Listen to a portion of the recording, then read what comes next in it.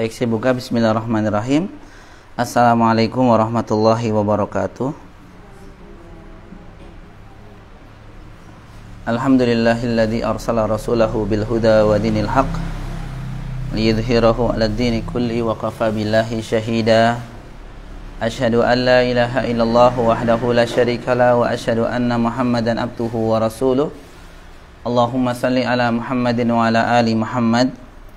Qala Allahu azza wa jalla, ya ayyuhalladzina amanu taqullaha haqqa tuqatih wa la tamutunna illa wa antum muslimun. Amma ba'du.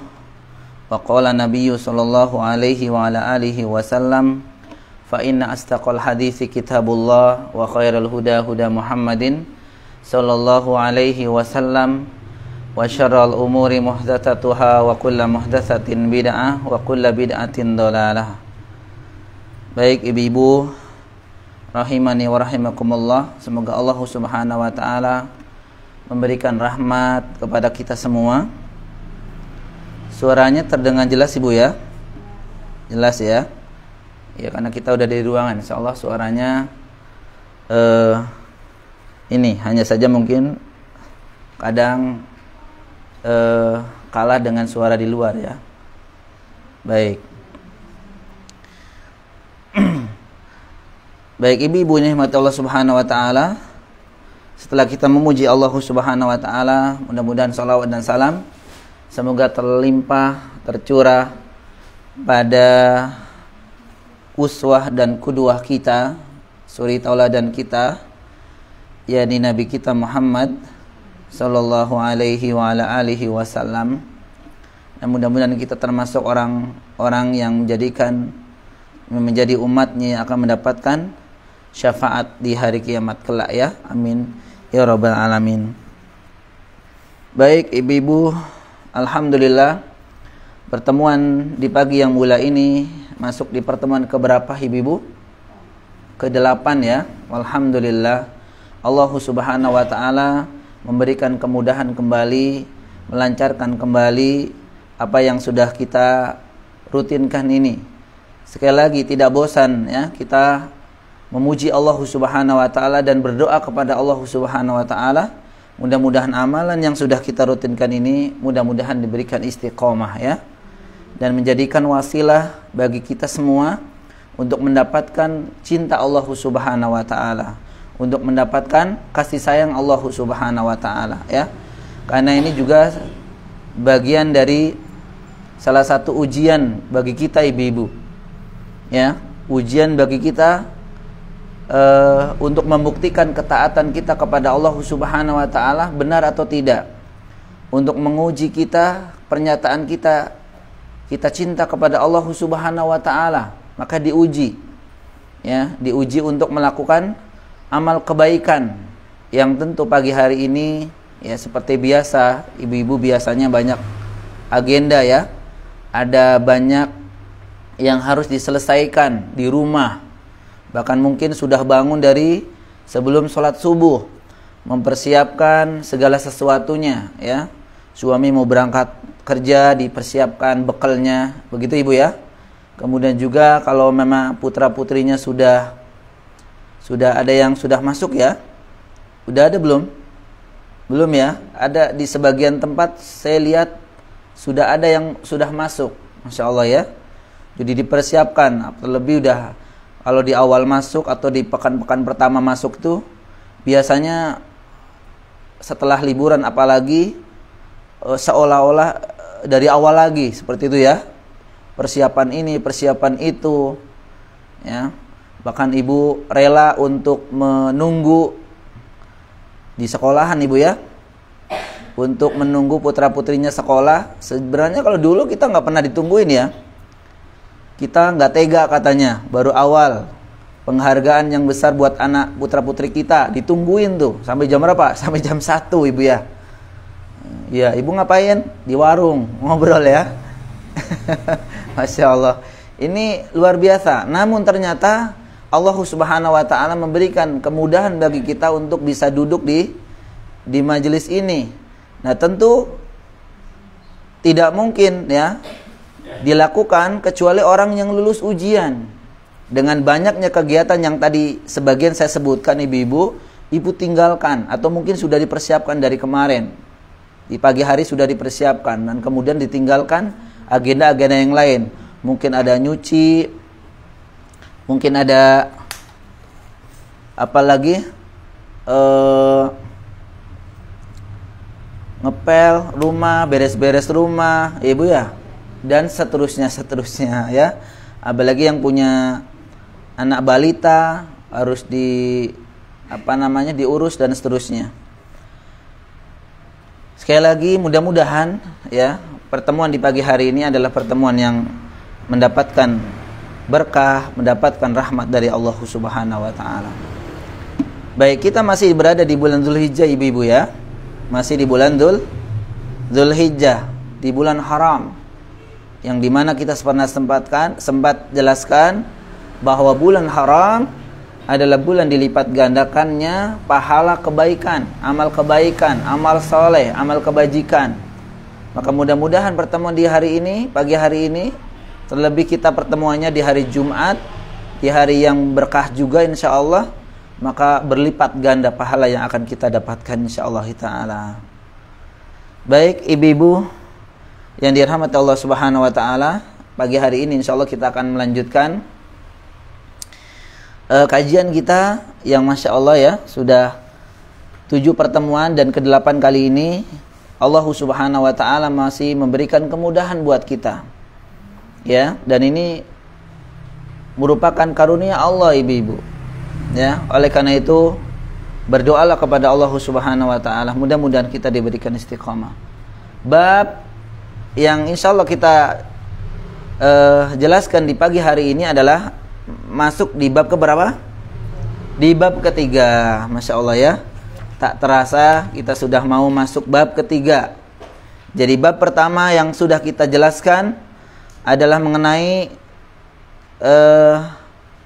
makna dari tauhid, hakikat dan kedudukan tauhid ya. Sudah kita jelaskan insyaallah. Kemudian di pertemuan di bab kedua yakni fadlu tauhid, yakni mengenai keutamaan atau keistimewaan tauhid. Wa ma yukaffiru minadz-dzunub, dan dosa-dosa yang diampuni karena tauhid. Subhanallah ya, sudah kita jelaskan. Namun kesimpulannya mungkin agar ada gambaran bahwa di pertemuan di bab pertama dan bab kedua, bahkan nanti bab ketiga ini saling berkaitan dan saling melengkapi ya, saling melengkapi. Jika bab pertama kita mengetahui tentang makna arti dari tauhid, kemudian hakikat tauhid dan kedudukan tauhid, maka yang kedua, bab kedua kita sudah masuk mengenai keistimewaan tauhid, fadlu tauhid, keutamaan tauhid, wa ma yukaffiru minadz-dzunub, dan dosa-dosa yang diampuni oleh tauhid itu sendiri dikarenakan tauhid. Jadi subhanallah, orang-orang yang berpegang teguh dengan tauhid, maka jaminannya adalah Allah Subhanahu wa taala akan mengampuni dosa-dosanya. Ya, mengampuni dosa-dosanya. Ya, tentu ketika orang telah mengatakan dan menyatakan tauhid, maka sebenarnya dia telah meninggalkan kebalikannya atau lawannya. Meninggalkan apa? Kesyirikan. Ya, maka banyak dalil yang telah disebutkan oleh mu'allif rahimahullah ta'ala kemarin, bahwa di antaranya adalah ketika seorang hamba, ya, dalam sebuah hadis kemarin disebutkan, dalam sebuah hadis qudsi yang diriwayatkan Imam Tirmidzi yang dihasankan dari sahabat Anas radhiyallahu taala anhu, bahwa Allah Subhanahu wa taala berfirman, ya, yang isinya adalah jika anak Adam kita ya ibu ya, keturunan Adam alaihissalam ya, ketika kita meninggal dunia, dipanggil oleh Allah Subhanahu wa taala, kemudian kita membawa dosa yang banyaknya dosa itu sebanyak sejagat raya ini. Masya Allah ibu ya, disebutkan dalam sebuah hadis tadi ya, ya bana Adam lau ataitani bi qurabin minal biqurabil ardi khotoya, ya. Jika anak Adam meninggal dunia dan membawa dosa sepenuh jagat raya ini, summa laqitani la tusyrik bi syai'a. Namun ketika mereka berjumpa dengan Allah Subhanahu wa taala dengan membawa dosa sepenuh jagat raya ini, namun dia tidak berbuat kesyirikan. Artinya dosa yang dibawa bukan dosa kesyirikan. Artinya dia mentauhidkan Allah. Ya. Mentauhidkan Allah Subhanahu wa taala. Maka kata Allah Subhanahu wa taala, la ataituka biqarabiha maghfiratan. Maka demikian pula kata Allah Subhanahu wa taala, aku akan memberikan atau mendatangkan ampunan sepenuh jagat raya pula. Subhanallah. Tapi dengan syarat, ya, dia mentauhidkan Allah Subhanahu wa taala. Dia tidak berbuat kesyirikan kepada Allah Subhanahu wa taala. Namun pula jangan sampai bermudah-mudahan juga dengan dosa. Kalau begitu yang penting saya mentauhidkan Allah. Berbuat dosa selain syirik maka nggak apa-apa. Jangan. Karena penjelasan kemarin, ya, bisa juga seorang itu diampuni oleh Allah Subhanahu wa taala dengan tauhidnya itu secara langsung tanpa dihisab terlebih dahulu, tanpa dimasukkan ke dalam neraka dulu. Ini adalah suatu keutamaan. Namun bisa juga seseorang itu mampir dulu ke api neraka. Ya, dan ini pula jangan sampai mengatakan nggak apa-apa mampir dulu, Ustaz. Jangan. Masya Allah, ya. Kemarin saya sampaikan, ibu aja kalau udah pagi-pagi bikin kopi dengan air panas, kira-kira ibu langsung minum atau tiup dulu? Ditiup dulu, ya. Maksudnya kadang-kadang orang minum kopi kan ditiup dulu, walaupun sebenarnya larangan, ya, dilarang untuk meniup makanan dan minuman. La tunfakhu fihi, ya, tidak boleh meniup ke makanan atau minuman, nggak boleh, ya, karena mengandung apa sih namanya, adza, ya, artinya sesuatu yang tidak baik. Jangan, ya. Tapi biasanya kalau kita lihat, bahkan kita sendiri kalau kita makan makanan yang hangat apalagi panas itu ditiup, artinya kita takut sama panas. Maka jangan sekali-kali bilang apa, nggak apa-apa saya mampir dulu ke api neraka, falyudzubillah. Jangan. Ibu nginjak apa namanya itu tuh orang kalau membuang arang apa namanya, arang, ya, arang yang masih nyala itu, atau nginjak apa itu udah kayak apa ibu tuh, kakinya diangkat dengan cepat karena nggak tahu, nggak nahan panas. Maka sekali lagi kita berlindung kepada Allah Subhanahu wa taala dari siksa api neraka. Wa insyaallah taala, ibu-ibu nikmat Allah Subhanahu wa taala, di bab ketiga kita lanjutkan, ya. Mudah-mudahan bab ini satu pertemuan juga. Ini karena setiap bab itu kadang-kala penjelasannya melebar. Kalau ibu lihat dan ibu baca, kemungkinan ya nggak ada 5 menit ibu selesai baca ini, ya. Betul, ya? Bab ketiga ini, apalagi dalil yang disantumkan oleh mu'alif itu tidak banyak seperti sebelumnya. Hanya saja memang ada dalil yang panjang. Satu persatu insya Allah kita akan mengambil faidah, ya. Satu persatu insya Allah kita akan mengambil faidah dari apa yang disebutkan oleh mu'alif rahimahullah ta'ala, dan kita dengarkan penjelasan dari yang mensyarah, ya. Baik, bab selanjutnya adalah bab apa namanya ini? Kalau di buku terjemahan, barang siapa yang mengamalkan tauhid dengan semurni-murninya pasti masuk surga tanpa dihisab. Ya, tanpa dihisab itu artinya apa, Ibu? Ya, hisab itu kan dihitung-hitung. Dipertimbangkan. Ini dosanya lebih besar atau kebaikannya lebih besar. Seperti itu diperhitungkan, dihisab. Ya, dihitung-hitung. Kalau nanti dosanya lebih besar, falyudzubillah, maka mungkin lah orang ini masuk ke neraka dulu. Ya. Lamanya sekian. Namun kalau memang misalkan kebaikannya lebih besar, maka akan demikian dan seterusnya. Itu namanya hisab. Jadi judulnya ini subhanallah Ibu ya. Ibu sepertinya sudah langsung mengira-ngira apa isinya. Barang siapa yang mengamalkan tauhid dengan semurni-murninya, ya, maka pasti akan masuk surga tanpa dihisab. Man haqqaqat tauhida dakhalal jannata bighairi hisab. Ini judul aslinya ya, Bu ya. Man haqqaqat tauhid. Barang siapa yang mengamalkan hak tauhid. Artinya mengamalkan tauhid dengan hak, dengan benar, dengan murni. Maka apa? Dakhalal jannata bighairi hisab. Maka dia akan dimasukkan ke dalam surga Allah Subhanahu wa taala tanpa melalui hisab terlebih dahulu. Masya Allah. Ini luar biasa orang seperti ini, ibu-ibu di rahmat Allah Subhanahu wa taala. Ya. Jadi misalkan ya, ibarat misalkan ibu putra putrinya masuk ke sekolah mana yang favorit misalkan.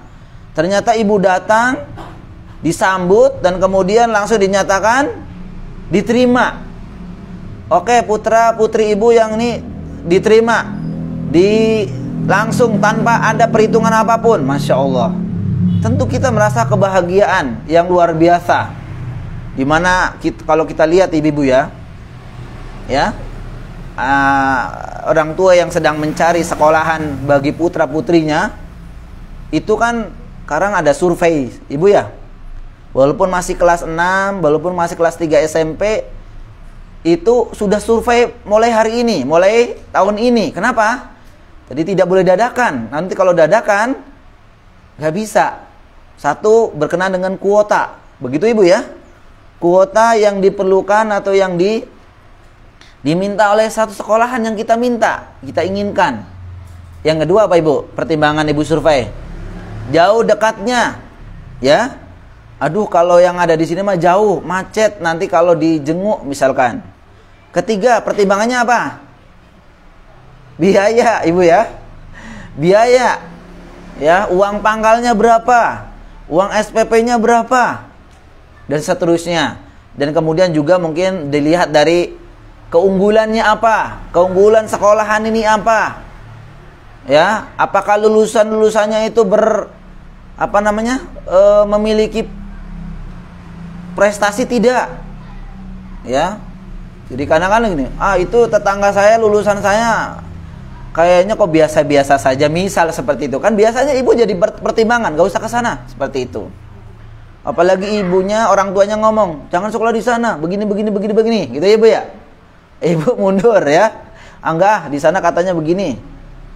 Mungkin dilihat dari kenyamanannya, kebersihannya, dan manajemennya dan seterusnya. Itu orang tua lagi pusing mikirin yang seperti itu.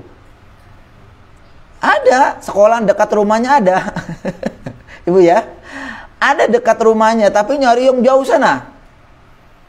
Ya. Biar keren ibu ya. Biar keren. Di mana putra-putri ibu? Wah, di sekolah ini, Masya Allah ya. Wah, bagus itu sekolahannya ya. Nah, itu. Nah, ternyata ibu tanpa survei, tanpa apa, dan udah tahu bahwa sekolah A misalkan adalah favorit, kemudian ibu nelpon atau suami ibu nelpon, kenalan, siapa ini? Ini saya Pak, gini. Oh, ternyata yang ngangkat adalah teman SMA-nya dulu misal. Ya, akhirnya bilang, udah putra putri bapak masuk tanpa hisab, tanpa distes. Bagaimana perasaan ibu? Apalagi gratis uang masuknya. Waduh, udah ada ya. Subhanallah. Ada nggak ya kayak gini? Ada ya. Ada. Itu sudah luar biasa. Nah, ini masuk surga ibu-ibu rahmat Allah Subhanahu wa taala. Jaminan akan dimasukkan ke dalam surga bighairi hisab, tanpa diperhitungkan dosanya seberapa, kebaikannya seberapa, tapi dengan catatan atau dengan syurut, dengan siapa? Mereka lah orang-orang yang memiliki tauhid yang murni atau yang kuat. Nah, tauhid yang murni atau yang kuat seperti apa? Kan seperti itu ibu ya. Karena jangan sampai kita, saya tauhidnya kuat kok, hanya pengakuan saja, ternyata dalam amalan tidak. Ya, tauhidnya kuat tidak. Artinya tawakalnya kepada Allah Subhanahu wa taala itu kuat atau tidak? Ibu kita ya, bukan ibu-ibu semua ya. Kita diuji sedikit aja udah mengeluh. Nah, gimana tuh? Diuji misalkan sakit. Qadarullah yang sakit semua keluarga, ya suami ibu, ya putra-putri ibu sakit semua. Ya, diuji oleh Allah Subhanahu wa taala dengan sakit semua keluarga. Falyadzubillah, kita berlindung pada Allah. Kemudian kita apa? Mengeluh, menggerutu, mencela Allah, mencela kondisi. Nah, kalau seperti ini apakah kita dikatakan tauhidnya sempurna, Ibu? Belum. Wah, susah dong Ustadz. Betul. Menjaga dan memurnikan tauhid itu memerlukan perjuangan yang berat. Ya, bahkan ibu-ibu ini Allah Subhanahu wa taala, nanti kita akan sebutkan di sini contoh-contoh dari orang-orang yang memiliki tauhid yang sempurna yang dijamin masuk surga Allah Subhanahu wa taala dengan tanpa hisab itu adalah orang-orang yang memiliki atau diberikan ujian yang berat. Ya, karena memang al-jaza min jinsil al-amal.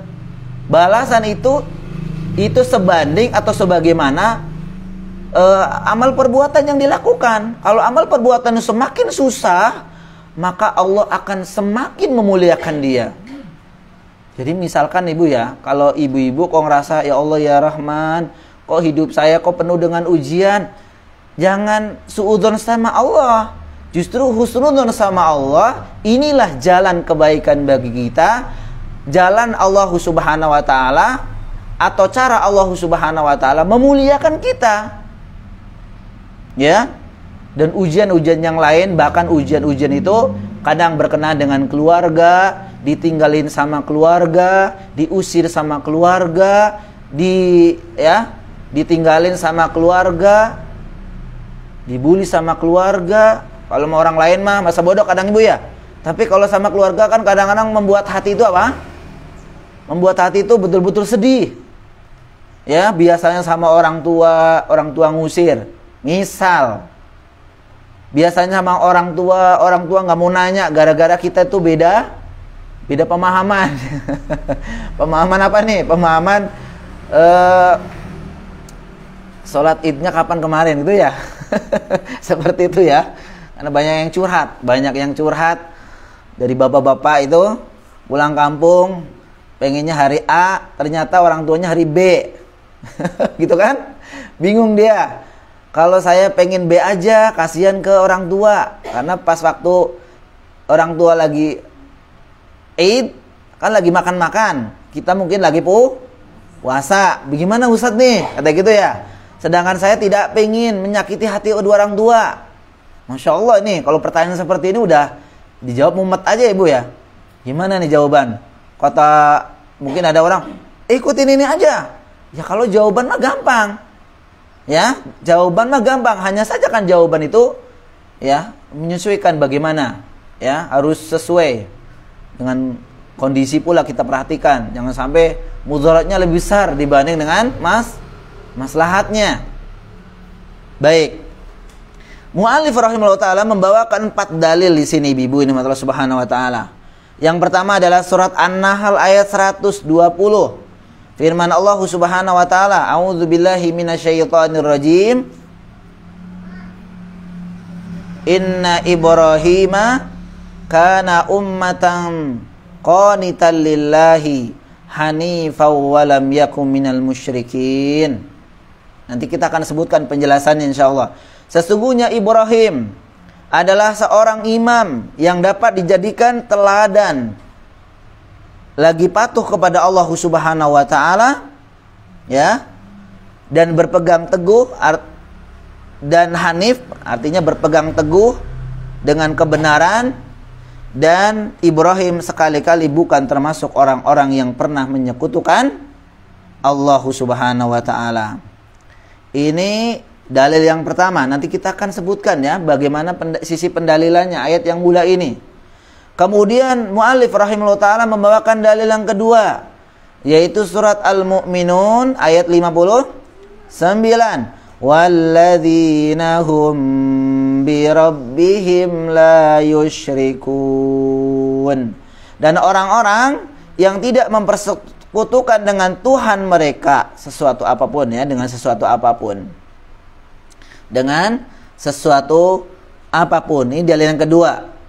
Husain bin Abdurrahman berkata, di sini sebutkan Husain bin Abdurrahman menuturkan, suatu ketika aku berada di sisi Sa'id bin Zubair. Lalu ia bertanya, siapa di antara kalian melihat bintang yang jatuh semalam? Kemudian aku menjawab, aku yang melihatnya. Kemudian kataku, ketahuilah, sesungguhnya aku ketika itu tidak sedang melaksanakan sholat.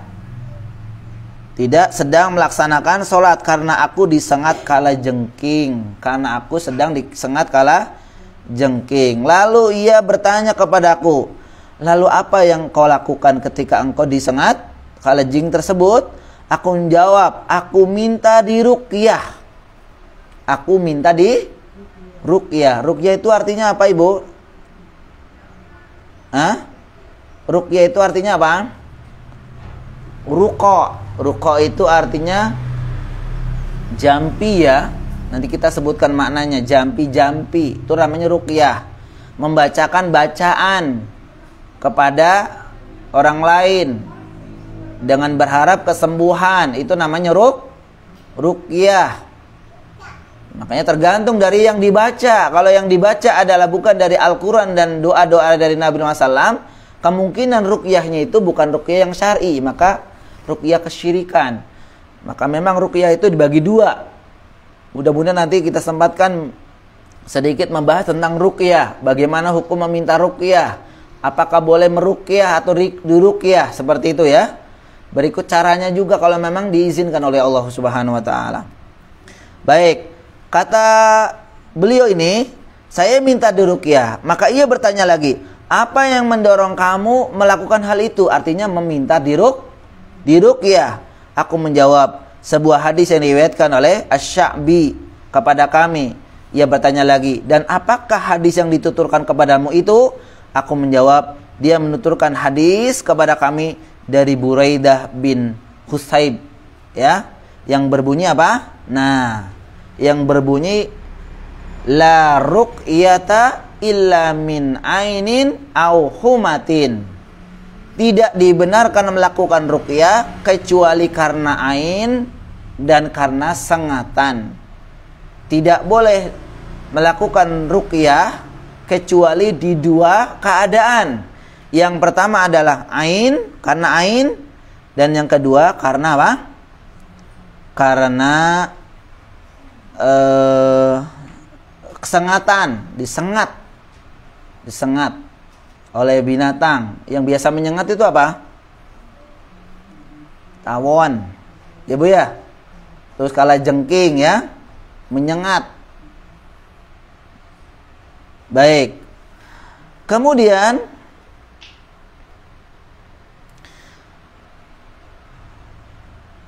Sa'id pun berkata, nah disebutkan di sini lanjutannya, sungguh telah berbuat baik kepada orang yang mengamalkan apa yang telah didengarnya. Tetapi Ibnu Abbas menuturkan kepada kami dalam hadis, ya, dari Nabi SAW, beliau bersabda, hadis ini panjang Ibu nih. Hadis ini panjang. Coba saya artikan aja, ya, baca artinya aja, ya. Telah diperlihatkan kepadaku beberapa umat, lalu aku melihat seorang nabi, bersamanya sekelompok orang, Ibu, dan seorang nabi bersamanya satu atau dua orang saja. Jadi Nabi Muhammad SAW itu diperlihatkan nanti di akhirat, ya, diperlihatkan kepada Nabi SAW itu seluruh umat. Nah, diperlihatkan ada seorang nabi bersama kelompoknya, ya.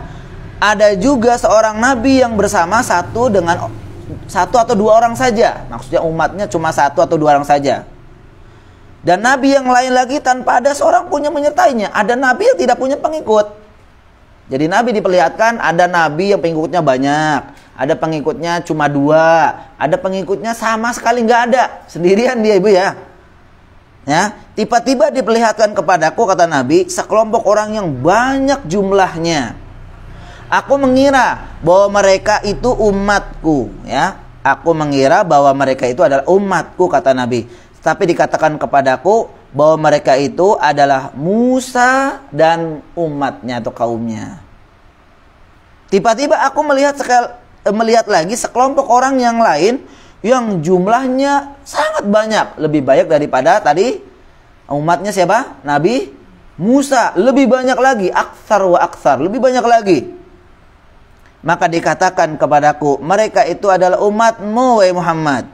Dan bersama mereka ada 70.000 orang yang masuk surga tanpa dihisab dan tanpa disiksa terlebih dahulu. Ada berapa, Ibu? 70.000 umatmu, umat Nabi yang tidak dihisab dan dimasukkan ke dalam surga tanpa disiksa dulu, tanpa masuk ke neraka dulu. Kemudian beliau sallallahu alaihi wasallam bangkit dan masuk ke dalam rumahnya. Maka orang-orang pun memperbincangkan apa kira-kira? Memperbincangkan tentang siapakah yang disebutkan oleh Nabi Muhammad 70.000 orang tadi yang masuk surga tanpa hisab dan tanpa disiksa terlebih dahulu. Jadi diperbincangkan, diobrolin, siapa sih mereka itu? Gitu. Penasaran ya? Mereka memperbincangkan siapakah mereka itu yang tadi disebutkan 70.000. Maka ada di antara mereka mengatakan begini, berpendapat, barangkali mereka itu orang-orang yang telah menyertai Nabi dalam hidupnya.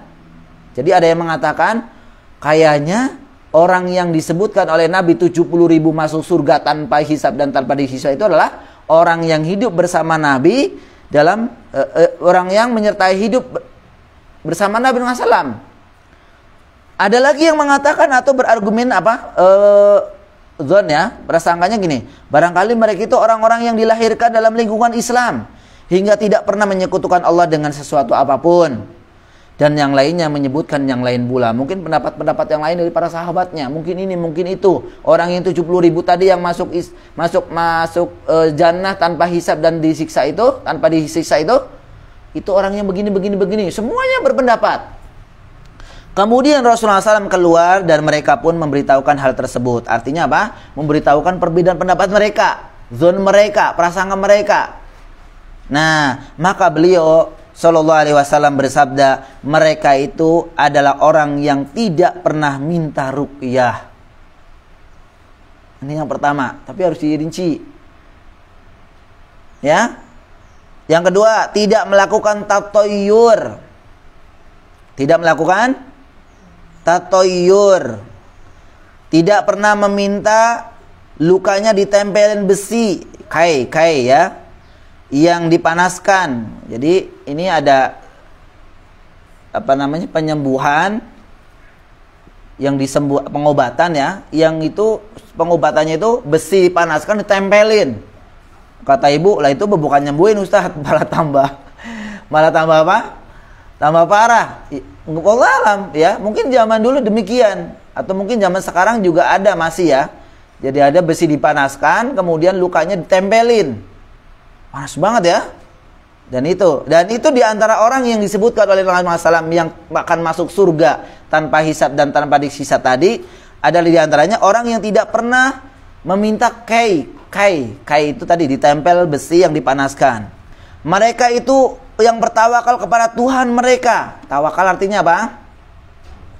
Nanti akan disebutkan ya, tatoyur apa, ruqyah apa di bawah insyaallah.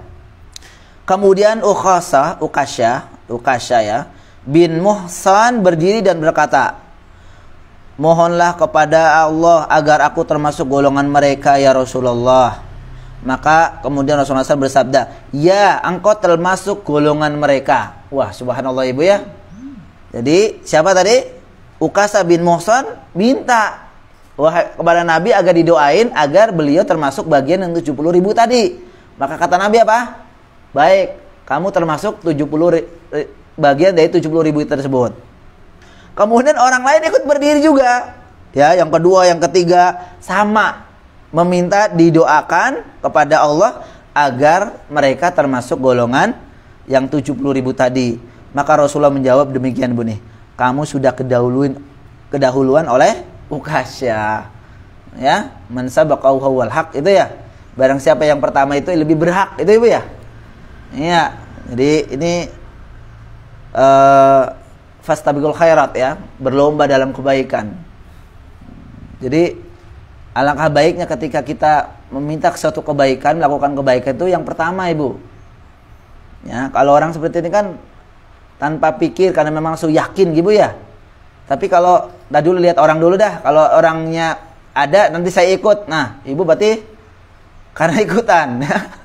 Karena ikut-ikutan. Baik, Ibu-ibu rahmatullah subhanahu wa taala. Kita akan lihat penjelasan dari pensyarah buku ini.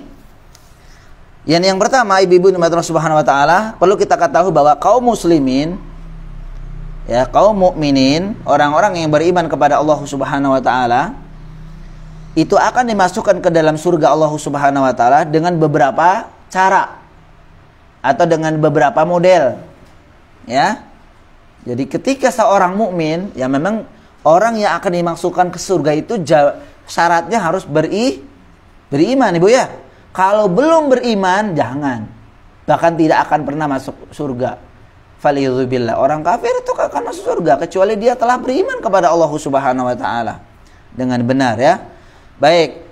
Orang-orang yang beriman kepada Allah Subhanahu wa taala dengan keimanan yang benar itu akan dimasukkan ke dalam surga Allah Subhanahu wa taala itu dengan dua model atau beberapa model. Yang pertama nih Bu, ya, beberapa keadaan. Ada yang masuk surga tanpa hisab dan tentu tanpa azab. Kalau tanpa hisab pasti tanpa azab. Ya, kalau tanpa hisab itu pasti tanpa azab Ibu-ibu. Ini orang yang super Ibu ya, orang yang super istimewa, orang seperti ini. Orang ini dimasukkan di dalam jannah Allah Subhanahu wa taala tapi tanpa dihisab, tanpa diperhitungkan. Udah lampunya masuk aja. Ya. Subhanallah. Ibu pernah jadi guru ya. Kalau Ibu pernah jadi guru, kemudian tahu si anaknya, anak muridnya, misalkan Ibu jadi wali kelas nih. Mulai dari A sampai Z, Ibu tahu nama-nama anaknya. Satu. Yang kedua, tahu prestasi masing-masing. Si anak si fulan mah lambat kalau suruh ngitung, misal ya. Ada anak yang begini, ada yang begitu. Ada anak yang mungkin Ibu rasa dia itu cerdas banget. Ya, cerdas, baik, soleh dan seterusnya. Kalau ada apa-apa itu dia yang paling pertama berbuat kebaikan. Kemudian apapun paham dengan apa yang Ibu ini. Nah, misalkan ada mau perlombaan, ada perlombaan apa gitu. Ibu biasanya kan nggak ngitung-ngitung, udah langsung pilih dia aja, begitu kan Ibu ya? Pilih yang nomor A nih, si fulan nih kayaknya pokoknya udah jaminan insya Allah dia udah apa, mau matematika, mau IPA, mau bahasa Inggris, mau bahasa Arab, bisa dia. Karena apa? Ya Ibu udah menjamin si fulan itu. Jadi nggak usah diperhitungkan lagi. Tapi dia kalau bahasa Arab kurang bagus. Kalau dia bahasa Inggris bagus, tapi kalau bahasa Sunda nggak bagus. Ya memang Bekasi nggak diajarin bahasa Sunda ya. Seperti itu. Dia bahasa Sunda bagus, tapi bahasa Inggris nggak bagus, kurang bagus. Seperti misalkan diperhitungkan ini orang seperti ini, kalau gitu ya. Tapi kalau udah dia bahasa Inggrisnya bagus, bahasa Arabnya bagus, bahasa Sundanya bagus, macam-macamnya bagus, semua matematika, kimia, semua bagus. Ibu udah nggak usah ngitung-ngitung lagi kan? Cabut aja udah, ambil nama dia langsung menjadi wakil mengikuti lomba. Nah ini gambaran saja ya, gambaran kecil saja. Ya, dan ini ada orang-orang yang tanpa hisab, tanpa diazab, itu akan dimasukkan ke dalam surga Allah Subhanahu wa taala. Sekali lagi, orangnya seperti apa kita akan sebutkan nanti insyaallah. Keadaan kedua, setelah keadaan ada orang yang masuk surga tanpa hisab, tanpa azab. Yang kedua, ada yang masuk surga dengan dihisab terlebih dahulu, ibu-ibu. Dengan dihisab terlebih dahulu, tapi dengan hisaban yasiron, dengan hisab yang ringan. Ada yang masuk surga dengan hisab, dihisab terlebih dahulu atau diazab terlebih dahulu, tapi dengan hisab, dengan azab yang ringan. Ini sebagaimana Allah Subhanahu wa taala sebutkan dalam Al-Qur'an Al-Insyiqaq ayat 7 sampai 9. Allah Subhanahu wa taala berfirman, ya, fa amma man utiya kitabahu biyaminih. Adapun orang-orang yang diberi kitabnya dari sebelah kanan, fasaufa yuhasabu hisaban yasira, maka dia akan diperiksa. Nah, dihisab itu periksa atau diaudit lah bahasa kita Ibu ya, diaudit, dipertimbangkan bagaimana dengan pemeriksaan yang mudah kata Allah. Wa yanqalibu ila ahlihi masrura, dan dia akan kembali kepada kaumnya yang sama-sama beriman itu dengan gembira. Subhanallah. Ini gambaran berarti ada orang yang nanti dihisab, tapi hisabnya dengan hisab yang ringan. Hisab yang dimaksud di ayat ini Ibu, itu adalah pemaparan tentang dosa-dosa yang pernah ia lakukan oleh seorang hamba ya, dibongkar oleh Allah, diperlihatkan oleh Allah di hadapan hambanya. Apa Ibu? Diinterogasi ya, bener nggak interogasi? Nih catatan amal-amal kejelekan kamu ketika di dunia, seperti itu. Namun tentu dimaafkan oleh Allah Subhanahu wa taala dan tidak diumbar di hadapan khalayak, bukan. Jadi masing-masing sendiri, Allah dia aja yang tahu. Nah, Nabi SAW bersabda, "Manukishal hisaba udziba." Barang siapa yang disidang, ya, nukish, munakosha itu artinya sidang ya. Secara rinci, barang siapa yang disidang secara rinci, tatkala hisab maka ia disiksa. Jadi orang yang dihisab kemungkinan dia akan diazab. Aisyah radhiyallahu taala anha pun berkata kepada Nabi SAW, "Alaysa yaqulullahu ta'ala fasawfa yuhasabu hisaban yasira." Bukankah Allah berfirman orang yang diberi kitab dengan tangan kanannya itu akan hisab dengan ringan? Aisyah berkata kepada Nabi. Maka Nabi SAW menjawab, "Dzalikal ardu." Itu adalah pemaparan tadi. Pemaparan itu artinya penghitungan ya, dipaparkan dosa-dosanya ini seperti itu. Maka dalam riwayat yang lain, ayanzuru fi kitabihi fayatajawazalahu anhu, yaitu ia melihat di buku catatan amalnya lalu Allah mengampuninya. Dalam hadis lain disebutkan, ini agak panjang, sesungguhnya Allah mendekatkan seorang mukmin kepadanya lalu Allah meletakkan tutupnya. Ya, tutupnya. Al-kanaf itu asalnya sayap burung ya. Jadi ini disebutkan al-kanaf, yang digunakan untuk menutup dirinya dan telurnya, kanaf. Lalu Allah berkata, "Tidakkah tahu dosa ini? Apakah kamu tahu dosa ini?" Itu interogasinya seperti ini Bu ya. Munakosyahnya seperti itu, disidangnya seperti itu oleh Allah. "Apakah kamu tahu dosa ini? Apakah kamu tahu dosa ini?" Maka sang hamba berkata, "Iya, iya Robku, iya Robku." Jadi dia mengakui. Hingga tatkala ia mengakui dosa-dosanya dan memandang bahwa dirinya telah binasa, maka Allah berkata, "Aku telah menutupnya di dunia dan aku mengampunimu di hari ini," lalu diberikan catatan kebaikan-kebaikannya. Hadis ini diriwayatkan Imam Bukhari. Ya, dalam kondisi ini ibu-ibu, ketika nanti kita dihisab, yang jawab apanya? Yang ngomong apanya? Mulutnya atau tangannya? Apa kakinya? Jadi pada hari itu ibu-ibu, ketika kita semua dihisab oleh Allah Subhanahu wa taala, ya, sebagaimana tadi, ini dosa ini benar enggak? Betul. Ini dosa ini betul enggak? Betul, ngakuin dia. Akhirnya ngakuin banyak dosa, dia merasa, "Aduh, kita akan binasa nih. Aku akan binasa." Ternyata Allah mengampuninya dan kemudian menunjukkan kebaikan-kebaikannya. Ya. Maka pada hari itu, ketika hari hisab, kondisinya itu tangan dan kaki tidak menjadi saksi, cukup Allah yang memaparkan dosa-dosanya. Ya, oleh karena itu ibu-ibu, tidak mesti semua dosa dipaparkan oleh Allah. Jadi hanya beberapa saja. Allah memaparkan dosa-dosa seorang hamba itu tidak semuanya. Jadi nggak detail satu persatu, ya. Sebagaimana dalam hadis yang diriwayatkan oleh Imam Muslim, Nabi SAW bersabda, Allah berkata, paparkan baginya dosa-dosa kecilnya dan hilangkan dosa-dosa besarnya. Sang hamba berkata, wahai Rabbku, aku telah melakukan dosa-dosa yang lain yang aku tidak melihatnya di sini. Nah, ini menunjukkan bahwa yang dipaparkan oleh Allah Subhanahu wa taala itu adalah sebagian dosa-dosanya saja, tidak semua dosa-dosanya. Itu keadaan kedua, ya. Keadaan kedua adalah orang yang dimasukkan ke dalam surga tapi melalui hisab dengan hisab yang ringan. Keadaan ketiga, ada orang yang dimasukkan ke dalam surga Allah Subhanahu wa taala tapi melalui hisab, Ibu ya, melalui hisab dengan hisab munaqosyah. Munaqosyah itu sidang ya tadi ya. Setelah disiksa di neraka. Jadi ada orang yang dimasukkan ke dalam surga setelah dihisab dan kemudian setelah disiksa dulu di api neraka. Ibnu Hajar berkata, wal murad bil munaqasyah al istiqsa'u fil muhasabati wal mutalabatu bil jalili wal haqiri wa tarkil masamah.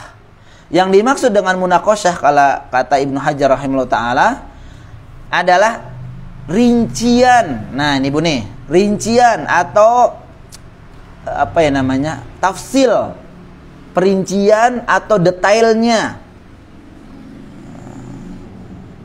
Segala dosa, baik yang besar maupun yang kecil, serta tanpa pemaafan. Ya, yang ini melazimkan ketersiksaan.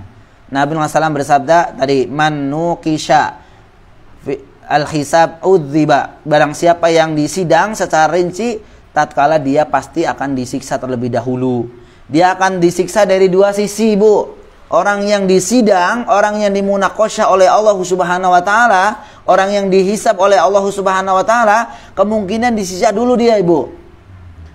Ya, dengan dua sisi. Dia disiksa ketika disidang atau dia disiksa setelah disidang. Ya, orang yang bertauhid secara umum akan dihisab ternyata ibu-ibu dan Allah Subhanahu wa taala. Orang yang mentauhidkan Allah Subhanahu wa taala secara umum akan dihisab dengan hisab yang mudah. Dengan hisab yang mudah berdasarkan keumuman ayat. Akan tetapi ibu-ibu dan Allah Subhanahu wa taala, orang yang mentahqiq atau mentahqiq itu yang memurnikan tauhid, maka mereka akan masuk ke dalam surga tanpa hisab. Jadi intinya ibu-ibu dan Allah Subhanahu wa taala, orang yang mentauhidkan Allah Subhanahu wa taala ada dua keadaan. Jika tauhidnya adalah tauhid yang kuat, mentahqiq tauhid dengan tauhid yang semurni-murninya, dan seperti apa kita akan jelaskan, itu dialah orang yang masuk surga tanpa dihisab, tanpa azab tentunya. Tapi orang yang mentauhidkan Allah Subhanahu wa taala namun ternyata dia masih dihisab karena masih memiliki dosa, faliyudzubillah, dosa yang lain selain syirik ya, maka dia akan dihisab. Artinya apa? Dia harus melalui siksa terlebih dahulu.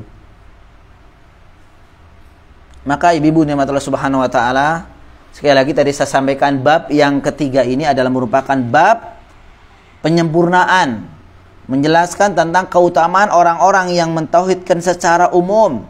Nah, secara khusus, maaf ya. Setelah dijelaskan keistimewaan tauhid secara umum di bab kedua. Keistimewaan tauhid secara umum di bab kedua. Tapi di bab ketiga ini Allah mu'allif rahimahullah ta'ala menjelaskan tentang keutamaan tauhid secara khusus. Ya, secara khusus seperti itu. Masya Allah. Bahkan penjelasan ini merupakan keistimewaan ahlu tauhid tingkat tinggi, Ibu. Menjelaskan tentang keutamaan orang-orang yang bertauhid itu dengan tauhid tingkat tinggi. yaitu orang yang memurnikan tauhid dengan segala yang mengotori kesempurnaannya. Oleh karena itu ini lebih dalam lagi dan lebih terinci lagi insyaallah. Ya. Jadi orang-orang yang memiliki tauhid sempurna, murni seperti apa? Mereka lah yang tidak terkotori oleh perbuatan-perbuatan yang bisa mengotori tauhid. Apa saja kira-kira? Kesyirikan tentu yang pertama ya, kebid'ahan. Terus kemudian kemaksiatan yang israr, kemaksiatan yang terus-menerus. Ya, yang istimrar. Tidak, ya. Kalau orang seperti ini maka ini adalah tauhid tingkat tinggi. Bid'ah tidak, kemaksiatan yang lain tidak. Maka inilah orang-orang yang dikatakan oleh Allah Subhanahu wa taala orang-orang yang disebutkan sabiqu bil khairat, orang yang berlomba-lomba dalam melakukan kebaikan. Baik, kita sebutkan dalil-dalil yang ada di buku Ibu, Masya Allah ya. Dalil yang pertama Ibu, yakni surat Al-Nahl ayat 120. Inna Ibrahim kana ummatan qanitan lillahi hanifan wa lam yaku minal musyrikin. Yang maknanya sudah kita bacakan tadi. Jadi salah satu orang, ini contoh Ibu ya, dicontohkan salah satu di antara orang yang telah memurnikan tauhid dengan sempurna, ya, telah memiliki tauhid dengan murni, itu sebagaimana disebutkan dalam ayat ini siapa? Nabiullah Ibrahim alaihissalam. Tentu tidak diragukan lagi Ibu ya.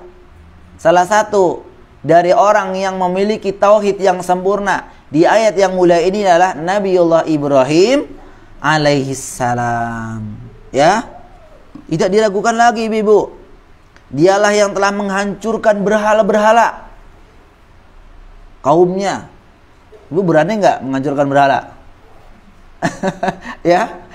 Subhanallah ya, Ibrahim alaihissalam menghancurkan berhala-berhala. Dialah yang telah berdebat. Nah, kemarin kita sebutkan kan? Berdebat dengan siapa? Dengan kaumnya. Berdebat dengan para penyembah benda-benda langit. Sebagaimana telah lalu kita sebutkan kemarin ya. Karena membela tauhid, beliau dilemparkan dalam lautan api. Betul tidak? Nabi Ibrahim alaihissalam itu disiksa atau diceburkan ke dalam api oleh siapa? Oleh kaumnya ya kan? Oleh kaumnya. Coba Ibu, Masya Allah ya. Bukan hanya itu Ibu tadi, ya, diceburkan, dimasukkan ke dalam api yang menyala. Coba. Karena apa Ibu? Kenapa beliau sampai diperlakukan demikian? Karena beliau membela apa? Tauhid. Begitu juga dengan karena beliau membela tauhid, itu beliau diusir. Nah, ini tadi nih, diusir oleh ayahnya sendiri. Diusir oleh siapa? Ayahnya sendiri. Coba Ibu, kita faliyubillah ya, diusir oleh orang yang kita cintai di rumah, diusir. Karena apa beliau sampai diusir demikian? Karena membela tauhid, Ibu. Karena membela tauhid. Itu Nabiullah Ibrahim alaihissalam. Begitu juga diusir oleh kaumnya. Bukan hanya orang tuanya, bukan anak keluarga, juga diusir oleh kaumnya. Berarti nggak boleh di sana. Ya. Dan beliau ya alaihissalam, Nabiullah Ibrahim alaihissalam itu menghadapi ujian-ujian tersebut sendirian, Ibu. Membela tauhid itu sendirian. Coba Masya Allah Ibu, betul-betul luar biasa. Sampai mau dibunuh, dimasukkan ke dalam, dibakar, kalau bahasa kita dibakar gitu kan ya. Mau dibunuh, kemudian diusir. Subhanallah. Ini betul-betul ini. Dan beliau alaihissalam itu menghadapi seluruhnya dalam kondisi sendirian. Tidak ada seorang pun yang bertauhid selain beliau pada waktu itu. Namun ibu-ibu nikmatullah subhanahu wa ta'ala, Nabiullah Ibrahim mendapatkan apa? Lakob atau predikat, julukan apa? Khalilur Rahman. Dia alaihissalam, Ibrahim alaihissalam mendapatkan lakob predikat dari Allah langsung. Itu adalah Khalilur Rahman, kekasih Allah. Subhanallah, kekasih Allah. Karena apa? Karena dia telah lulus ujian, ibu-ibu nikmat Allah Subhanahu wa taala. Dia telah diuji oleh Allah dengan ujian yang berat, yang tadi sebagian kita sebutkan. Ada juga yang lainnya, mungkin ibu kemarin dengar di khutbah Idul Adha ya. Apa kira-kira yang disebutkan oleh para khutbah kemarin? Yang pertama apa? Diuji oleh Allah Subhanahu wa taala tidak memiliki keturunan. Sampai umur berapa? Sampai umur berapa ibu? Hah? Sampai umur berapa Nabiullah Ibrahim alaihissalam itu belum memiliki Ismail alaihissalam? Umur berapa? Lupa? Sampai umur 86 tahun. Masya Allah ya. Sampai umur berapa? 86 tahun kurang lebih. Ibu kalau lihat umur 86 tahun masih muda atau masih udah ini? Ya udah uzur. Kalau udah uzur kan bagaimana? Apalagi disinyalir atau disinyalir itu maksudnya kalau sekarang mungkin dengan kedokteran ya, bahwa istrinya itu adalah mandul. Coba ibu, masya Allah, kalau seorang dikatakan dikatakan atau divonis dengan vonis seperti ini, kira-kira sedih nggak ibu? Bersedih. Dan ini Nabi Ibrahim alaihissalam umurnya udah sepuh, udah usia lanjut. Udah sekitar 86 tahun. Istrinya divonis adalah orang yang tidak akan pernah bisa memiliki anak keturunan. Sedihnya bagaimana? Luar biasa. Namun dengan tadi disebutkan bahwa Nabi Ibrahim itu adalah orang yang sabar dan seterusnya, maka dengan terus berdoa ya, dengan doa yang dipanjatkan oleh Nabi Ibrahim, doanya apa ibu? Rabbi habli minas salihin. Panjatkan doa ini, Rabbi habli minas salihin, Rabbi habli minas salihin. Maka apa yang dijawab oleh Allah Subhanahu wa taala? Fabasyarnahu bi ghulamin halim. Maka kami kabarkan kepada dirinya, kepada Ibrahim, akan datang seorang anak yang memiliki sifat halim. Masya Allah ibu. Dan ini sebagai ibrah bagi kita semua. Tidak ada yang tidak mungkin bagi siapa? Bagi Allah Subhanahu wa taala. Walaupun mungkin ya ada ibu-ibu yang sudah divonis A, B, C, D oleh orang yang ahli sekalipun. Dokter kah atau siapakah? Ya kita mungkin selama kita juga tidak menyepelekan ilmunya, tapi tetap kita harus memiliki keyakinan bahwa Allah Subhanahu wa taala yang membolak-balikan ya ketentuan. Allah yang begini. Karena banyak dari yang lain pula, misalkan berkenaan dengan anak ini. Mungkin ada ibu-ibu, dari sekian ibu-ibu yang sampai dengan detik ini belum dikasih karunia momongan, atau bahkan mungkin belum dikasih cucu ya. Putra putrinya udah menikah tapi sekian tahun belum dikasih momongan. Maka jangan berkeluh kesah. Terus berdoa kepada Allah Subhanahu wa taala, cari wasilah-wasilah yang agar doanya diterima, dengan bersedekah, dengan ke tanah suci dan kemudian berdoa di multazam sana. Seperti itu. Ya, jangan sampai mengeluh kesah, nanti stres. Tapi justru dengan itu tambah ketaatan, tambah taqarrub kepada Allah Subhanahu wa taala. Seperti Nabi Nabi Zakaria ya. Nabi Zakaria juga sampai umur lanjut usia itu belum dikaruniai siapa? Siapa nama anaknya Zakaria ibu? Nah, siapa? Yahya. Ya kan? Iya, ya Zakaria, inna nubasyyiruka bi ghulamin ismuhu Yahya. Ya, wahai Zakaria, saya berikan kabar gembira kepada engkau dengan datangnya seorang anak yang namanya Yahya. Yang belum ada nama sebelumnya, belum ada. Maka apa kata Zakaria? Qala rabbi anna yakunu li ghulamu wa kanat imraati aqira. Tuh, ibu nih. Wa kanat imraati aqira wa qad balagtu minal kibari itiya. Di surat Maryam ya. Kata Zakaria nggak percaya. Nabi Zakaria alaihissalam nggak percaya. Maka berkata apa? Ya Rahman, ya Rabbi, aku dikasih anak. Kalau bahasa kita ya. Sedangkan engkau tahu istri itu akhir. Akhir itu bahasa kitanya apa? Mandul. Istriku kan mandul, kata Zakaria, Nabi Zakaria alaihissalam. Wa balagtu, ya, dan saya pun telah tua. Ya, orang udah tua kan bagaimana? Tapi apa kata Allah Subhanahu wa taala? Qala kadzalika, qala, dan seterusnya. Ya, itulah ketentuan Allah Subhanahu wa taala, Ibu. Nah, Nabi Ibrahim alaihissalam itu diuji oleh Allah Subhanahu wa taala dengan ujian yang pertama di antaranya ya adalah belum dikarunia anak sampai dengan usia lanjut. Nah, kita coba kita lihat, Ibu.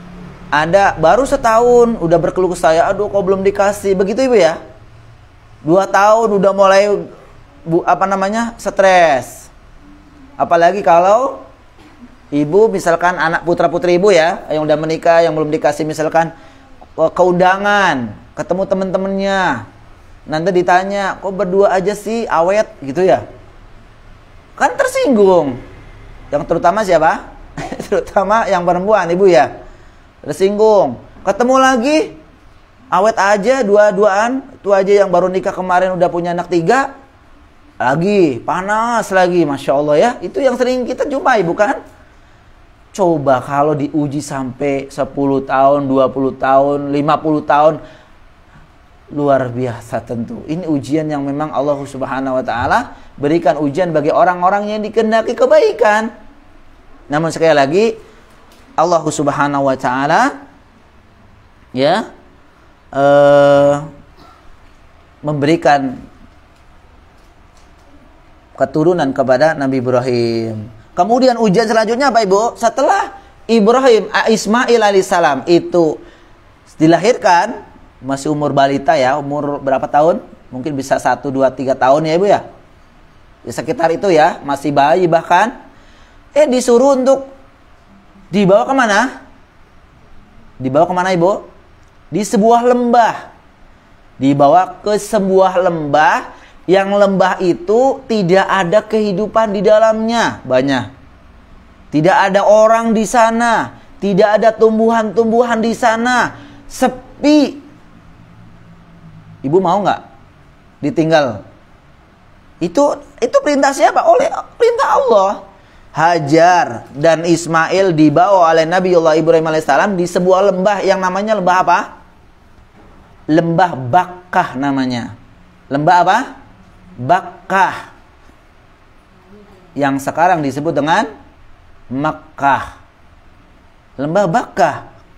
Makanya kalau ibu ke Masjidil Haram, ke Baitullah, Ka'bah Al-Musyarrafah, itu ibu ketika masuk, nanti yang pertama kali dilihat oleh ibu Ka'bahnya itu bawah apa atasnya? Atasnya. Karena akan turun kan? Itu lembahnya itu, Ibu. Subhanallah ya. Lihat atasnya, ke atasnya. Wah, Masya Allah ya. Demikian. Jadi diuji oleh Allah Subhanahu wa taala untuk dibawa ke sebuah lembah sendiri, berdua aja, Ibu, bayangin aja. Berdua sama anaknya. Coba suami mana yang mampu meninggalkan anak di istrinya di sebuah tempat yang sunyi, sepi, tanpa ada tanaman? Gak ada, Ibu ya. Jangankan ninggalin itu. Lah kalau ditinggal di mall aja yang tempatnya banyak, jangan takut kenapa-napa kan? Kadang banyak penculikan dan seterusnya. Lah ini ditinggalkan di sebuah lembah yang tidak ada tanaman. Namun apakah dilakukan oleh Nabi Ibrahim, Ibu? Dilaksanakan juga. Maka ketika Nabi Ibrahim itu meninggalkan Hajar, Hajar bertanya, "Aina tadhhab?" wahai suamiku, kamu mau kemana? Nabi Ibrahim diem aja ibu. Terus jalan lagi ya. Udah jalan lagi, ditanya lagi, Ibrahim mau kemana? Ayo. Tentu Hajar ngomongnya sambil nangis. Bener ibu ya? Karena ditinggalin. Mau kemana tinggalin kita di sini? Gak jawab juga. Tapi karena cerdasnya Hajar ya, itu dia bertanya balik kepada Ibrahim justru.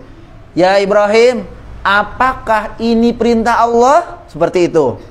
Maka baru dijawab Ibrahim, iya, ini saya lakukan karena perintah Allah. Maka cerdasnya dan keimanan solehahnya Hajar, dia mengatakan, karena kalau ini perintah Allah subhanahu wa ta'ala, tidak mungkin Allah subhanahu wa ta'ala menelantarkannya. Oh, luar biasa jawabannya nih Bu nih.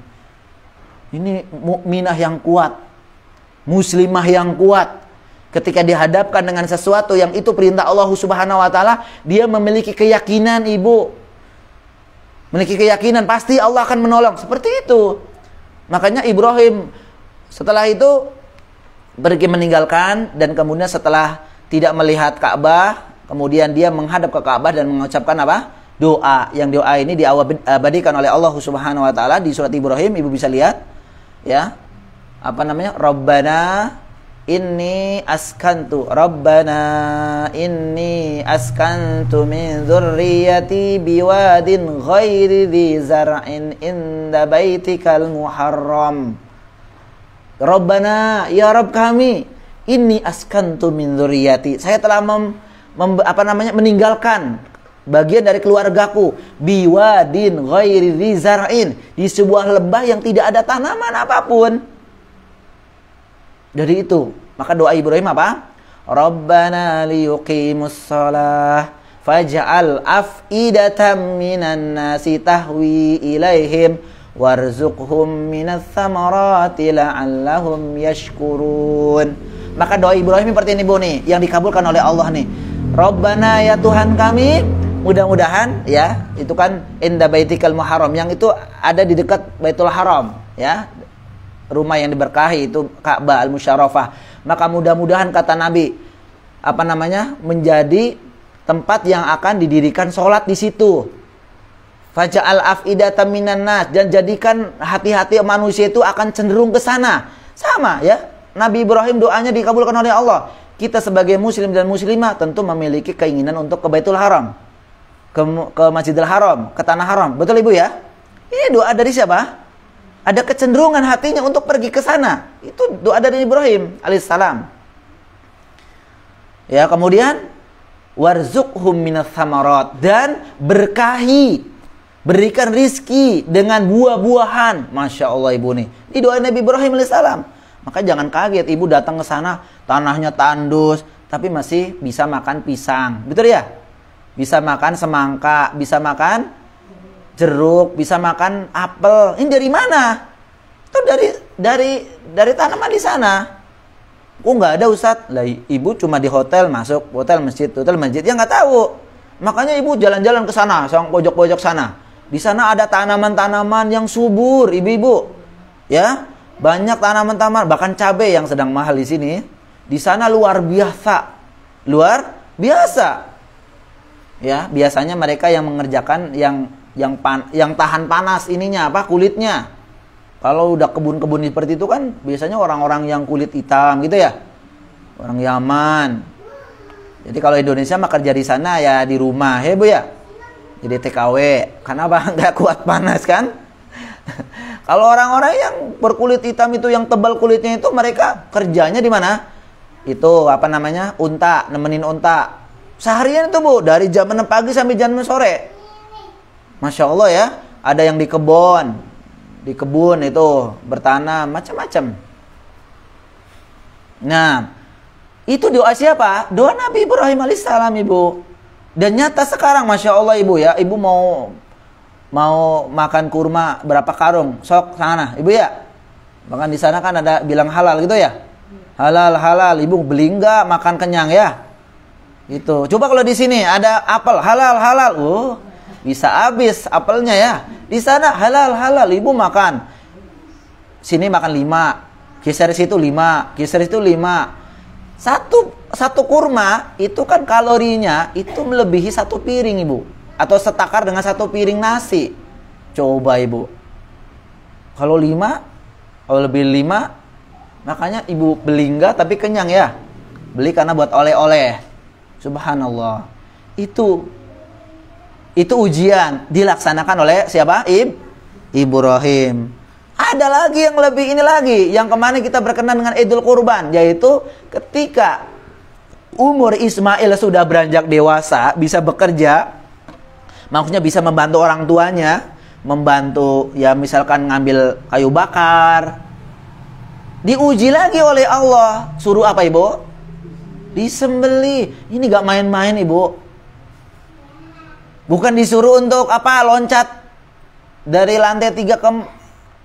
Enggak, bukan suruh ngangkat yang barang-barang berat, bukan.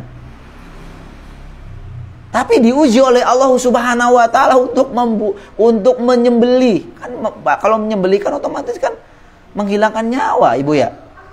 Ini ujian terberat, Ibu, dari Allah Subhanahu wa taala kepada beliau ini. Berat sekali. Falamma balaghu ma'ahu sa'ya qala ya bunai inni ara fil manami anni azbahuka fanzur madza tara. Ketika Ismail itu sudah beranjak dewasa, ya mungkin umurnya 12 tahun, 15 tahun ya mungkin ya kurang lebih. Maka Ibrahim alaihissalam berkata kepada Ismail, qala ya bunai, wahai anakku, inni ara fil manami, sesungguhnya saya melihat dalam mimpiku, anni azbahuka, saya itu menyembelihmu. Artinya saya melihat atau diperintahkan oleh Allah Subhanahu wa taala untuk menyembelihmu. Fanzur madza tara, bagaimana kira-kira menurut pendapatmu? Ini Nabi Ibrahim berkata kepada Ismail alaihissalam. Coba dengarkan jawaban dari seorang anak yang memiliki sifat halim yang disebutkan tadi, fabasyarnahu bi ghulamin halim. Allah Subhanahu wa taala menyebutkan bahwa Ismail memiliki sifat halim, penyabar, ya, rendah hati. Jawabannya apa? Qala ya abatif al ma tu'mar. Nah, ini jawaban anak yang soleh, Ibu, dari seorang ayah dan seorang ibu yang soleh, memiliki anak yang soleh juga. Maka ini bagian dari pelajaran bagi kita, ibu-ibu di Allah Subhanahu wa taala. Kalau kita ingin putra putri kita soleh, kita dulu yang sholat. Gak sholat dirinya. Baca Quran. Ibu ngajar Quran. Bagaimana? Contohkan. Bahkan kalau udah sering tanpa memerintahkan pun, kalau ibu baca, dia akan dengan sendirinya akan mengikuti. Nah, inilah jawaban dari siapa? Seorang anak yang soleh, dari seorang ayah, dari seorang ibu yang soleh dan soleha. Qala ya abatif al ma tu'mar. Ya abaku, ya bapakku, lakukan apa yang diperintahkan oleh Allah kepadamu. Tuh jawabannya. Ini jawaban anak siapa? Anak yang soleh, Ibu. Dari seorang ayah dan seorang ibu yang soleha. Satajiduni insyaallah minas sabirin. Insyaallah engkau akan mendapatiku, wahai ayahku, aku termasuk orang-orang yang diberikan kesabaran. Subhanallah. Dilaksanakan tidak? Dilaksanakan, walaupun ya itu tadi ada lontar jumroh kan? Itu kan ada diuji lagi, digoda oleh syaitan, datang. Ibrahim, sayang banget ya. Apa kamu tidak sayang sama anakmu satu-satunya yang sudah digadang-gadang, udah dinanti lama banget, ini suruh disembelih. Apakah kamu gak sayang sama dia? Coba. Ya kayak ibu kan, ada ibu ada misalkan kebaikan di sekitar kita, ada yang menolong, ada yang ngompor-ngomporin, jangan, dia mah jangan dikasih begitu, ngelonjak dia mah, gitu ya, nanti dia minta terus, akhirnya nggak jadi, Bu ya, oh jangan nggak jadi kalau begitu, itu kan ujian, Ibu ya, bener nggak? Ujian, iya. Antara udah ada biaya mau umroh atau haji, Atau beli mobil ya. Aduh, kalau ini berat nih, berat ya. Berat. Ya, aduh gimana ya? Kata gitu ya. Aduh bagaimana sih ya? Akhirnya apa? Beli mobil enggak, uang habis. Kan begitu kan? Nanti. Ya Allah. Karena pengennya apa? Pengennya yang mahal. Pengennya yang harganya di atas 200 jutaan. Akhirnya apa? Mobil kagak kebeli, habis juga. Enggak ke sana juga enggak. Ini ujian nih Ibu dirahmati Allah Subhanahu wa taala. Ini ujian, wallahi demi Allah, ujian besar. Kecuali bagi orang-orang yang diberikan kemudahan, maka dia akan kemudahan. Dia yakin pasti diganti seperti itu. Akan diganti oleh Allah Subhanahu wa taala. Karena kita tidak tahu Ibu, ya, harta kita itu menyampaikan kita ketaatan kepada Allah atau tidak, kecuali kita yang melakukannya. Ya, harus berusaha untuk taat. Ketaatan itu kadang dipaksa dulu. Kalau nggak dipaksa nggak bisa. Tapi Ustadz katanya ibadah nggak boleh dipaksa. Betul, tapi kalau awalnya tidak dipaksa, maka tidak akan bisa. Setelahnya nanti karena menjadi habit. Ya, Ibu tiap hari baca Al-Quran. Kalau ditinggalin gimana kira-kira? Aduh sayang gitu ya. Itu awalnya pasti dipaksa. Ya, bangun tidur, sholat subuh dengan benar baca Al-Quran. Sebenarnya pekerjaan menanti, itu piring numpuk, cucian numpuk. Anak-anak pada makan berantakan. Sudah pengennya ngerjain habis subuh itu. Tapi ibu tahan. Saya mau baca Al-Quran dulu. Berapa lembar? 6 lembar. Surat Al-Kahfi ya. Hari ini udah baca Al-Kahfi belum? Ya.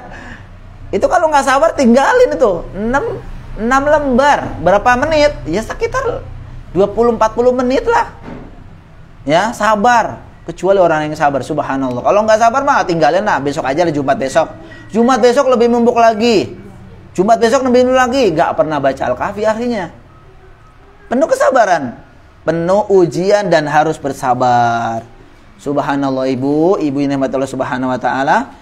Ini ujian yang diterima oleh siapa? Nabi Ibrahim alaihissalam. Bahkan tadi disebutkan Nabi Ibrahim itu diusir oleh ayahnya, diusir oleh kaumnya, ya, diusir oleh kaumnya,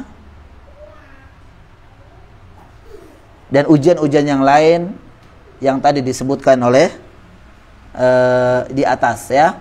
Intinya adalah Ibu Allah Subhanahu wa taala dalam ayat yang tadi kita sebutkan, inna Ibrahima kana ummatan qanitan lillahi hanifa wa lam yakun minal musyrikin. Itu di sana ada 4 apa? Ada 4 sifat Ibrahim, Nabi Ibrahim alaihissalam.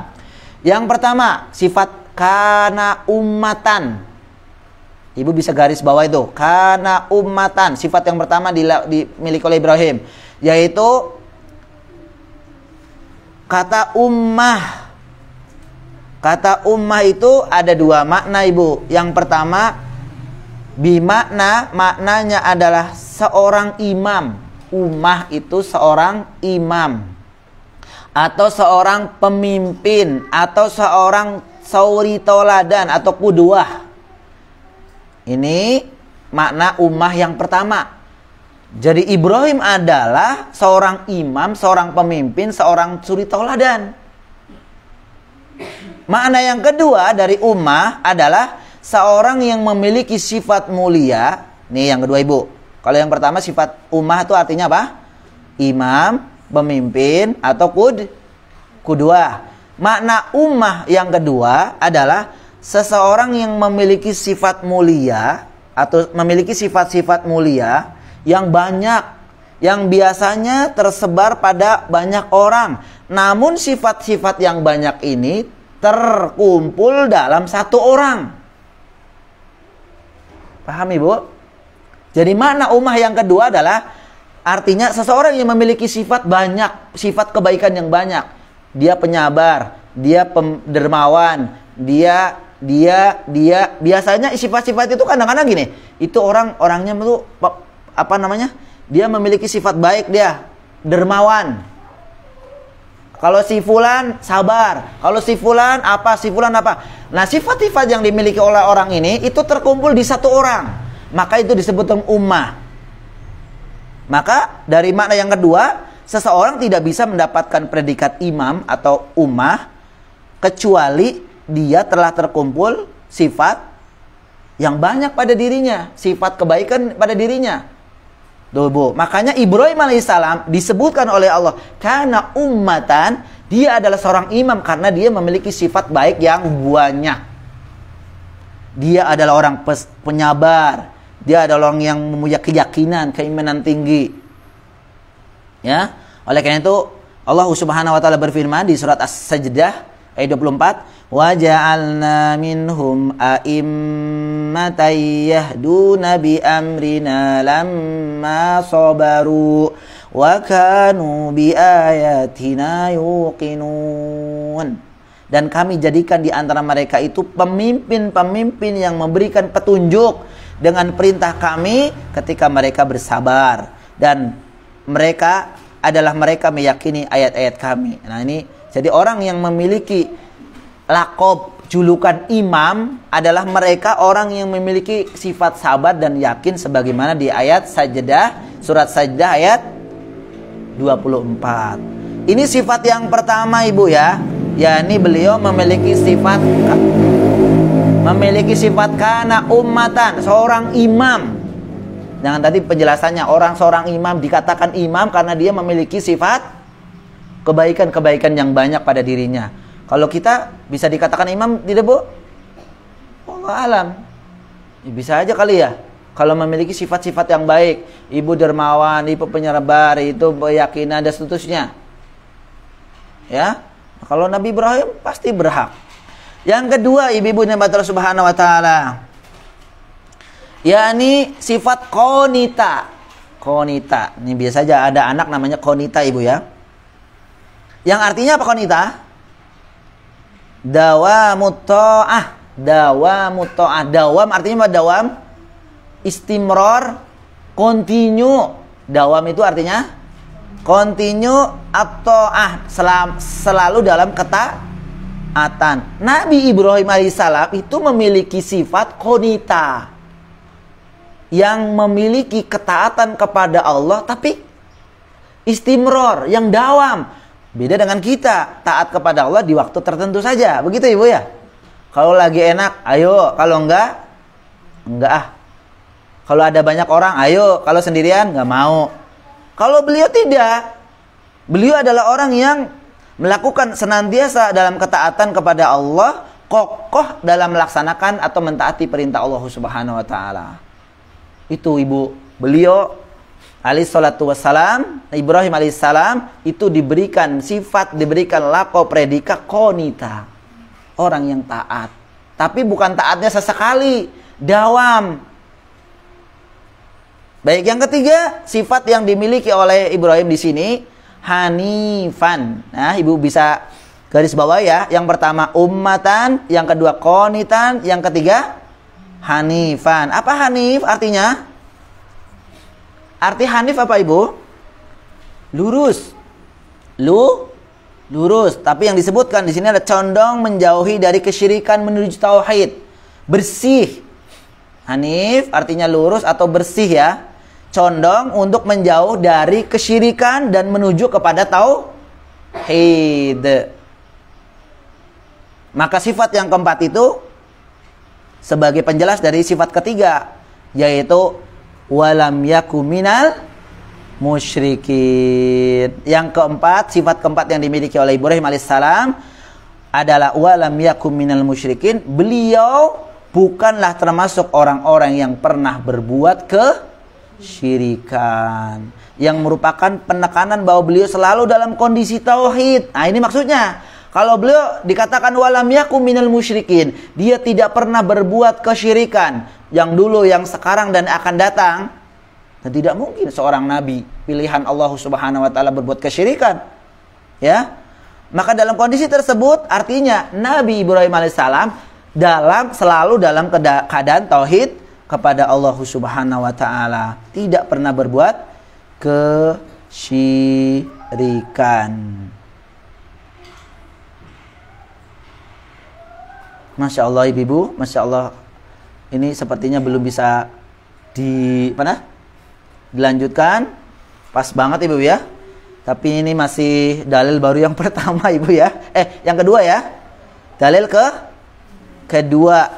Ya. Pertama ya, belum pertama ibu. Maaf, baru pertama nih. Ya, dalil kedua, ketiga, dan keempat insya Allah bersambung di pertemuan akan datang. Masya Allah, mudah-mudahan ibu-ibu yang dirahmati Allah Subhanahu Wa Taala, ya, pertemuan di pagi hari ini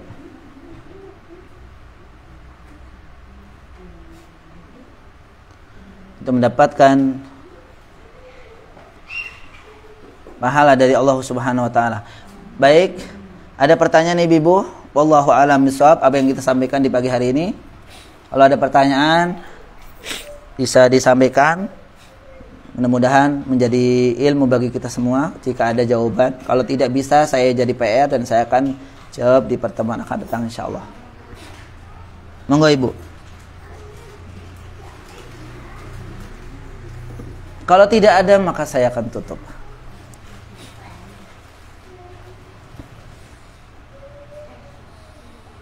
Gak ada? Baik, kalau tidak ada saya tutup Ibu ya. Nah, baik, saya simpulkan ibu-ibu dengan rahmat Allah Subhanahu Wa Taala. Walhamdulillah, pagi hari ini kita sudah mengambil faidah dari penjelasan di bab 3 ini. Walaupun ini masih panjang ternyata. Yang tadi harapan kita adalah bisa satu pertemuan bisa selesai. Namun ketika kita jelaskan, ternyata masih banyak penjelasan yang harus kita jelaskan dan kita dengar dari mu'allif rahimahullah ta'ala, sehingga kita lanjutkan insyaallah di pertemuan akan datang. Sekali lagi kita berharap kepada Allah Subhanahu Wa Ta'ala, mudah-mudahan apa yang kita lakukan dan kita rutinkan di hari Jumat ini menjadi amalan yang menjadi saksi di hari kiamat kelak ibu-ibu ya, dan menjadikan motivasi buat kita, mengokohkan kita untuk selalu dalam mentauhidkan Allah Subhanahu Wa Ta'ala dan dihindarkan dari kesyirikan. Amin ya rabbal alamin. Kita akhiri pertemuan di pagi hari ini dengan doa penutup majelis. Subhanakallahumma wa bihamdika asyhadu an la ilaha illa anta astaghfiruka wa atubu ilaik. Saya akhiri. Assalamualaikum warahmatullahi wabarakatuh.